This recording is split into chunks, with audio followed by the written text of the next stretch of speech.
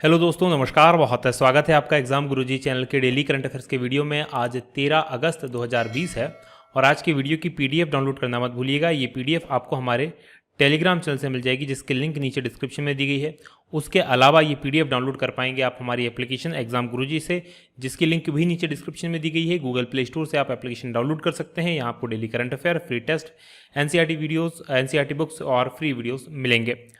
आगे बढ़ेंगे। ये हमारी स्कॉलरशिप टेस्ट है जो होने वाला है 15 अगस्त को, और आप सब जो इसमें पार्टिसिपेट करना चाहते हैं वो पार्टिसिपेट कर सकते हैं। 99 रुपये में इसके लिए रजिस्ट्रेशन कर सकते हैं। एप्लीकेशन पर जाइए, वहाँ पर आपको रजिस्ट्रेशन का ऑप्शन मिल जाएगा और करंट अफेयर एमपीजी के यहाँ पर पूछे जाएंगे, जिसमें 3 फर्स्ट प्राइज विनर्स को मिलेंगे।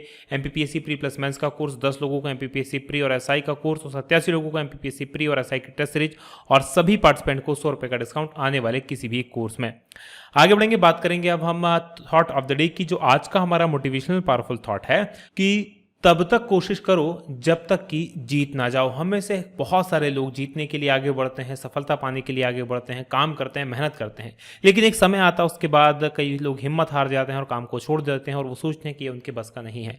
तभी आपको क्या करना चाहिए, एक और कोशिश करनी चाहिए, और ये कोशिश तब तक करते रहना चाहिए जब तक कि आपके हाथ में जीत ना आ जाए। यकीन मानिए, अगर आप लगातार कोशिश करते रहेंगे, लगातार तरीके चेंज करिए। अगर आपको लगता है कि इस तरीके से चीज़ें नहीं हो पा रही, किसी और तरीकों को अपनाइए, लेकिन लगातार कोशिश करने से एक ना एक दिन आपके हाथ में जीत जरूर होगी। इसी थॉट के साथ आगे बढ़ेंगे। बात करेंगे क्विक रिवीजन कल के पढ़े गए करंट अफेयर के प्रश्नों का। पहला प्रश्न है कि किसने सुरक्षा नाम से प्रोजेक्ट एलिफेंट का राष्ट्रीय पोर्टल लॉन्च किया है? यह प्रकाश जावड़ेकर जी के द्वारा किया गया। दूसरा प्रश्न, किस देश ने दुनिया की पहली कोरोना वायरस वैक्सीन को मंजूरी दी है? और ये रूस ने दी है। तीसरा प्रश्न है कि किस देश के माउंट सेनाबुंग ज्वालामुखी में विस्फोट हुआ है? ये इंडोनेशिया में हुआ है। चौथा प्रश्न है कि वाल्टर रोजर मार्टोस रुइज ये किस देश के नए प्रधानमंत्री बने हैं? ये पेरू के नए प्रधानमंत्री बने हैं। पांचवा प्रश्न है कि अलेक्जेंडर लुकाशेंको ये किस देश में छठी बार राष्ट्रपति का चुनाव इन्होंने जीता है? तो ये बेलारूस में जीता है। वहीं छठवां प्रश्न है कि मोहम्मद ओलद बिलाल को किस देश के नए प्रधानमंत्री बनाए गए हैं? और ये मार्टानिया के प्रधानमंत्री बने हैं। सातवां प्रश्न है हाल ही में किस मशहूर शायर का निधन हो गया? तो इनका नाम राहत इंदौरी था। और आठवां प्रश्न है कि किस राज्य सरकार ने मुख्यमंत्री किसान सहाय योजना नाम की एक नई योजना शुरू की है? ये गुजरात सरकार ने शुरू की है। नवा प्रश्न है कि किस राज्य ने इंदिरा वन मितान योजना शुरू करने की घोषणा की है? तो ये छत्तीसगढ़ ने की है। और 10वां प्रश्न है कि किस देश के अंपायर एन अनंत पद्मनाभन ये आईसीसी अंपायरों के एलिट पैनल में शामिल हुए हैं? ये भारत के हैं। ये थे हमारे कल के पढ़े गए करंट अफेयर के प्रश्नों का क्विक रिवीजन। आगे बढ़ेंगे, आज के प्रश्नों की बात करेंगे। और आज के करंट अफेयर का पहला प्रश्न है कि पिता की पैतृक संपत्ति पर एक समान अधिकार होता है, ये फैसला इनमें से किसने दिया है? तो ये फैसला दिया है भारत के सुप्रीम कोर्ट ने, यानी कि ए ऑप्शन प्रश्न का सही उत्तर है। डिटेल देख लीजिए क्या है। तो सुप्रीम कोर्ट ने अपने आदेश में कहा है कि जो संशोधित हिंदू उत्तराधिकार अधिनियम है, जिसको 2005 में संशोधित किया गया था, उसमें एक बेटी को पिता की संपत्ति पर या पैतृक संपत्ति पर बराबर का अधिकार होता है। सुप्रीम कोर्ट ने आदेश देते हुए कहा है कि भले ही हिंदू उत्तराधिकार संशोधन अधिनियम 2005 इसके लागू होने के पहले किसी व्यक्ति की मृत्यु हो गई हो, तो उस व्यक्ति जिसकी मृत्यु हो गई है उसकी बेटियों को भी पैतृक संपत्ति पर बराबर अधिकार होगा। और ये जो हिंदू उत्तराधिकार कानून हुआ था, इसमें संशोधन हुआ था 9 सितंबर 2005 को, तो ये आप को याद रखना है। बात करेंगे सुप्रीम कोर्ट की। तो भारत का जो शीर्ष न्यायिक प्राधिकरण है, ये उद्घाटन हुआ था 28 जनवरी 1950 को, यानी 26 जनवरी के 3 दिन बाद, और अनुच्छेद 124 में इसकी व्यवस्था की गई है, और कुल 34 इसमें मुख्य न्यायाधीश हैं। आगे बढ़ेंगे, बात दूसरे प्रश्न की होगी कि भारतीय सशस्त्र बलों ने किस प्रोजेक्ट को पुनर्जीवित करने का फैसला किया है? और यह है प्रोजेक्ट चीता, यानी कि डी ऑप्शन प्रश्न का सही उत्तर है। डिटेल देख लीजिए क्या है। तो भारतीय सशस्त्र बलों ने चीन के साथ जो तनाव चल रहा है, इसी के बीच में एक भारत का प्रोजेक्ट था, प्रोजेक्ट चीता, इसको पुनर्जीवित करने का फैसला किया है।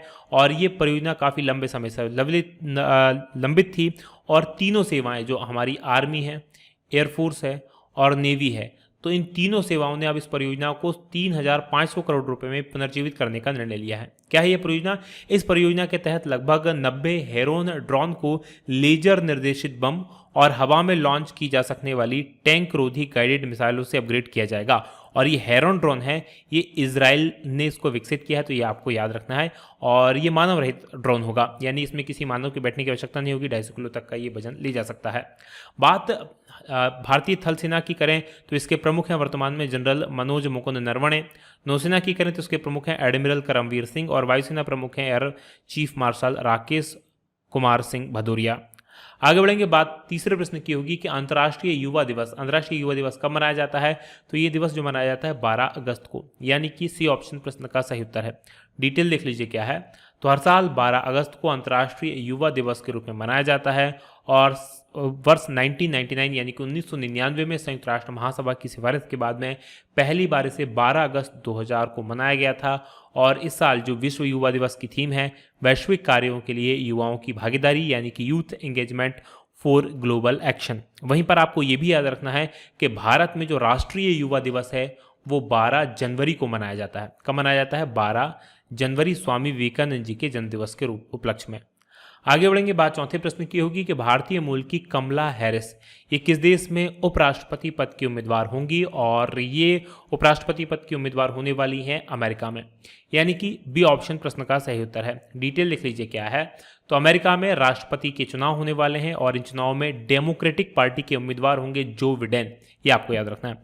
अभी वहां पर रिपब्लिकन पार्टी के जो व्यक्ति हैं डोनाल्ड ट्रंप, वो राष्ट्रपति हैं और वही वहां पर फिर से उम्मीदवार बनाए गए हैं रिपब्लिकन पार्टी की तरफ से। वहां पर 2 पार्टी का लगभग सिस्टम है और अभी सांसद हैं कमला हैरिस और ये उपराष्ट्रपति पद के लिए इनको उम्मीदवार बनाया गया है जो बिडेन की तरफ से, और इस पद के लिए चुनाव लड़ने वाली ये पहली अश्वेत महिला होंगी। और कमला हैरिस जो है भारतीय जमाइकाई मूल की हैं। भारतीय जमाइकाई मूल की इसलिए, इनकी माँ जो थी वो भारत की थी जबकि इनके पिता जो है वो जमाइका के थे। बात करें अमेरिका की, तो अमेरिका के में इस बार नवंबर महीने में राष्ट्रपति और उपराष्ट्रपति के चुनाव होने हैं। बात संयुक्त राष्ट्र अमेरिका की करते हैं। यहाँ की राजधानी वॉशिंगटन डीसी है, राष्ट्रपति डोनाल्ड ट्रंप है और मुद्रा अमेरिकी डॉलर है। चलिए मैप में मैं आपको अब अमेरिका लिए चलता हूँ। तो जैसा कि आप स्क्रीन पर देख पा रहे हैं, हमारा भारत, और हमारे भारत से अगर आपको अमेरिका जाना है तो मूव करना पड़ेगा आपको पश्चिम में। चाहे पूर्व में जाएं चाहे पश्चिम में जाएं तो आप अमेरिका पहुंच सकते हैं क्योंकि पृथ्वी गोल है। और यहाँ पर देखेंगे ये आप यूरोप और अफ्रीका को क्रॉस करते हुए अटलांटिक महासागर को क्रॉस करने के बाद में ये जो देश में आप पहुँचेंगे ये देश यूनाइटेड स्टेट यानी कि अमेरिका है, राइट।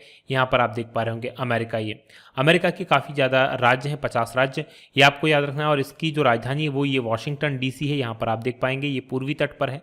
ऊपर की तरफ कनाडा है, नीचे की तरफ आप देखेंगे तो मैक्सिको है, और इस तरफ जो देश आप जगह दिखाई दे रही है अलास्का, ये भी एक अमेरिका का ही राज्य है। ये आपको याद रखना है। आगे बढ़ेंगे, बात करेंगे अगले प्रश्न की। अगला प्रश्न आपके सामने पांचवा है कि किस देश की पूरी सरकार ने राजधानी में धमाके के बाद इस्तीफा दिया है, और ये इस्तीफा दिया गया है लेबनान में, यानी कि सी ऑप्शन प्रश्न का सही उत्तर है। डिटेल लिख लीजिए क्या है। तो लेबनान के प्रधानमंत्री हसन दीब और उनकी पूरी सरकार ने बेरूत जो वहाँ की राजधानी है वहाँ पर एक बड़ा विस्फोट हुआ था और उसके बाद इस्तीफा दे दिया है। और ये इस्तीफा लेबनान में सार्वजनिक तौर पर फैले आक्रोश और लेबनानी सरकार के ने जो आपदा को रोकने के रूप में उनकी जो विफलता रही है उसके बाद दिया है। और लेबनान की राजधानी बेरूत में 4 अगस्त को एक बहुत बड़ा धमाका हुआ था और उसके बाद भीषण रूप उसने ले लिया था और पूरी राजधानी की इमारतों को इसने नुकसान पहुंचाया था। आगे बढ़ेंगे, बात करेंगे लेबनान की। तो यहाँ की राजधानी बेरूत है और राष्ट्रपति अब कौन है? माइकल आउन है और मुद्रा यहाँ की लेबनानी पाउंड है। चलिए मैप में मैं आपको अब लेबनान लिए चलता हूँ। तो जैसा कि आप स्क्रीन पर देख पा रहे हैं हमारा भारत है और हमारे भारत से अगर आपको लेबनान जाना है तो मूव करना पड़ेगा आपको थोड़ा सा पश्चिम में। यहाँ पर देखेंगे पाकिस्तान, ईरान और इराक वगैरह को क्रॉस करते हुए सीरिया के पास में ये जो देश आपको दिखाई दे रहा है छोटा सा, ये लेबनान है, जहाँ पर ये राजकीय चिन्ह है लेबनान का, जबकि ये लेबनान का झंडा है। अब देखेंगे नीचे कौन सा देश है, तो नीचे इजराइल है, इस तरफ सीरिया लगा हुआ बाकी 3 तरफ से, और इस तरफ जब आप देखेंगे तो ये भूमध्य सागर है यानी कि मेडिटेरियन सी है। आगे बढ़ेंगे, बात करेंगे अगले प्रश्न की। अगला प्रश्न आपके सामने 6वां है कि प्रधानमंत्री स्वनिधि योजना के तहत अब तक कितने लोगों के ऋण मंजूर किए गए हैं? तो 5 लाख से ज़्यादा लोगों ने इसके लिए आवेदन किया था और इनमें से 1 लाख से ज़्यादा लोगों के इसके तहत ऋण मंजूर कर दिए गए हैं, यानी कि ए ऑप्शन प्रश्न का सही उत्तर है। डिटेल देख लीजिए क्या है। तो प्रधानमंत्री स्वनिधि योजना, इसके तहत 1 लाख से अधिक लोगों के ऋण मंजूर कर दिए गए हैं और इस योजना के तहत 1 वर्ष के लिए 10,000 रुपये का कर्ज बिना किसी जमानत के दिया जा रहा है। ये योजना आत्मनिर्भर भारत अभियान के अंतर्गत आवासन और जो शहरी विकास मंत्रालय है उसके द्वारा शुरू की गई है। ये आपको याद रखना है। आगे बढ़ेंगे, बात 7वें प्रश्न की होगी कि हाल ही में रक्षा खरीद परिषद ने कितने रुपए की खरीद को मंजूरी दी है? तो इसके द्वारा 8,722 करोड़ रुपए की खरीद को मंजूरी दी गई है, यानी कि बी ऑप्शन प्रश्न का सही उत्तर है। डिटेल लिख लीजिए क्या है। तो रक्षा खरीद परिषद ने 8,722 करोड़ रुपए की खरीद के लिए प्रस्तावों को मंजूरी दे दी है और इसने शामिल है भारतीय वायुसेना के लिए 106 बेसिक ट्रेनर एयरक्राफ्ट, इनको भी खरीदा जाएगा। उसके अलावा परिषद ने नौसेना की क्षमता में सुधार के लिए BHEL, इससे सुपर रैपिड गन माउंट के उन्नत संस्करण की खरीद को भी मंजूरी दी है। यहाँ पर खास बात आपको ये याद रखना है कि ये फैसला किया गया है आत्म भारत अभियान को आगे बढ़ाने के लिए किया गया है, क्योंकि आत्मनिर्भर भारत अभियान जो है उससे पहले अभी 101 ऐसे हथियार थे जिन पर बाहर से आयात पर प्रतिबंध लगाया गया था, और अब सरकार चाह रही है कि वो सब भारत में ही निर्मित हों, और ये आत्मनिर्भर भारत अभियान के हिस्से के रूप में इसको शुरू किया गया है, और इसमें स्वदेश में उत्पादन कर सैन्य बलों को मजबूत करने के लिए फैसला किया गया है। आगे बढ़ेंगे, बात 8वें प्रश्न की होगी कि फोर्ब्स की सर्वाधिक कमाई वाले जो टॉप 10 अभिनेताओं की सूची है, इसमें इकलौते भारतीय कौन है? तो इसमें एकमात्र भारतीय हैं अक्षय कुमार, यानी कि ए ऑप्शन प्रश्न का सही उत्तर है। डिटेल देख लीजिए क्या है। तो फोर्ब्स की दुनिया में सबसे ज्यादा कमाई करने वाले टॉप 10 अभिनेताओं की सूची जारी की गई है, और इस सूची में इकलौते भारतीय अक्षय कुमार हैं, और इनकी जो सालाना कमाई है वो 362 करोड़ रुपए है, ये आपको याद रखना है, और ये इस सूची में 6वें नंबर पर है। नंबर 1 पर कौन है? तो इसमें 654 करोड़ रुपए के साथ ड्वेन जॉनसन, जिनको आप द रॉक के नाम से जानते हैं, वो इस सूची में नंबर 1 पर है। बात करेंगे 9वें प्रश्न की कि केंद्रीय कृषि और किसान कल्याण मंत्री ने किस डेटा रिकवरी सेंटर का शुभारंभ किया है? तो इसका शुभारंभ, इस डेटा रिकवरी सेंटर का नाम है कृषि मेघ, यानी कि सी ऑप्शन प्रश्न का सही उत्तर है। डिटेल देख लीजिए क्या है। तो केंद्रीय कृषि और किसान कल्याण मंत्री हैं नरेंद्र सिंह तोमर, और इनके द्वारा कृषि मेघ यानी कि national agriculture research and education system cloud infrastructure and services, इसको वर्चुअली लॉन्च किया है। और कृषि मेघ जो है वो राष्ट्रीय कृषि अनुसंधान और शिक्षा प्रणाली के डिजिटल कृषि की सेवाओं और बुनियादी सुविधाओं को आवश्यकता को पूरी करने में मदद करेगा। जो राष्ट्रीय कृषि उच्च शिक्षा परियोजना है, इसको भारत सरकार और विश्व बैंक के द्वारा वित्त पोषित किया गया है। आगे बढ़ेंगे, बात 10वें प्रश्न की होगी कि किस क्षुद्र ग्रह पर पानी का सबसे बड़ा स्रोत मिला है हमारे सौरमंडल में? और ये मिला है सेरेस पर, यानी कि डी ऑप्शन प्रश्न का सही उत्तर है। डिटेल देख लीजिए क्या है। तो सौरमंडल का जो सबसे बड़ा क्षुद्र ग्रह है सेरेस, और यहां पर पानी के एक बड़े भंडार का पता चला है। सिरेस क्षुद्र ग्रह है, इसकी जो ऊपरी सतह है उस ऊपरी सतह से लगभग 40 किलोमीटर नीचे सैकड़ों किलोमीटर में फैले हुए एक बड़े जलाशय का पता चला है, और ये पानी नमकीन है, ऐसा पता चला है स्टडीज से। सिरेस क्षुद्र ग्रह जो है ये मंगल और बृहस्पति ग्रहों के बीच में एक पूरी एस्ट्रॉइड बेल्ट मौजूद है, जहां पर काफी ज्यादा क्षुद्र ग्रह हैं, और उन्हीं में से एक सिरेस है, और इसका व्यास पूछा जाए अगर आपसे तो 950 किलोमीटर का इसका व्यास है। क्षुद्र ग्रह क्या होते हैं? ये जो ग्रह होते हैं उनसे छोटे होते हैं, और जो एस्ट्रॉइड होते हैं, उल्कापिंड होते हैं, उनसे थोड़े से बड़े होते हैं, उनके बीच में होते हैं, ग्रहों और एस्ट्रॉइड्स के बीच में होते हैं, जबकि बोने ग्रह इनसे बड़े होते हैं, जैसे कि प्लूटो वगैरह जो है वो बोने ग्रह हैं। आगे बढ़ेंगे, बात करेंगे अब हम कल के सवाल की। कल मैंने आपसे प्रश्न पूछा था कि महात्मा गांधी ये किस देश के सिक्कों पर चित्रित होने वाले पहले अश्वेत व्यक्ति होंगे, और इनको चित्रित किया जाएगा यूनाइटेड किंगडम के सिक्कों पर, यानी कि सी ऑप्शन प्रश्न का सही उत्तर है। आप में से काफ़ी सारे लोगों ने इस प्रश्न का सही उत्तर दिया। जिन्होंने सही उत्तर दिया उनको बहुत बहुत बधाई, और जिन्होंने नहीं दिया वो कमेंट करके जरूर बताया करें। आज का प्रश्न पूछने से पहले ये हमारी मध्य प्रदेश जेल प्रहरी 2020 की लेटेस्ट सीरीज है, इसको जरूर ज्वाइन करें। 15 अगस्त के लिए 349 रुपये में अवेलेबल है। MPPSC प्री 2020 की लेटेस्ट सीरीज है। MPPSC प्री 2020 के लिए नोट्स हैं। MPPSC प्री 2020 के लिए फुल कोर्स है, और बहुत सारी और भी कोर्सेस अवेलेबल हैं। अधिक जानकारी के लिए आप इन नंबर्स पर कॉल कर सकते हैं। ये वीडियो आपको कैसा लगा आप जरूर बताइएगा, और आज के सवाल का उत्तर भी कमेंट बॉक्स में जरूर देना मत भूलिएगा। जम्मू कश्मीर के नए उपराज्यपाल कौन बनाए गए हैं? सुपर मोस्ट इंपॉर्टेंट क्वेश्चन है, कमेंट करके जरूर बताइएगा। ये वीडियो आपको पसंद आया होगा। आज की बात करेंगे यहीं समाप्त। आप लोगों का बहुत बहुत धन्यवाद। जय हिंद, जय भारत।